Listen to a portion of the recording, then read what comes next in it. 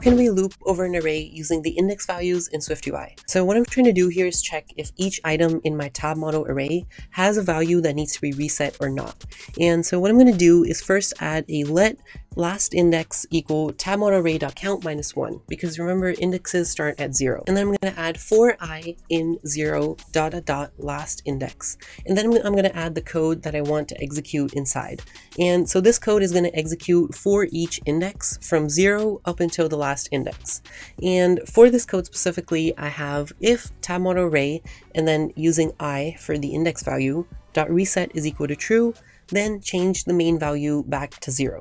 And you can have whatever code you want inside of this block once you know how to use the loop. Just remember that I will be the index value and it'll go from 0, 1, 2, all the way up to that last index. One thing I want to address for my code specifically is the reason that I'm not saving my data here is because the change main value function already has save data called.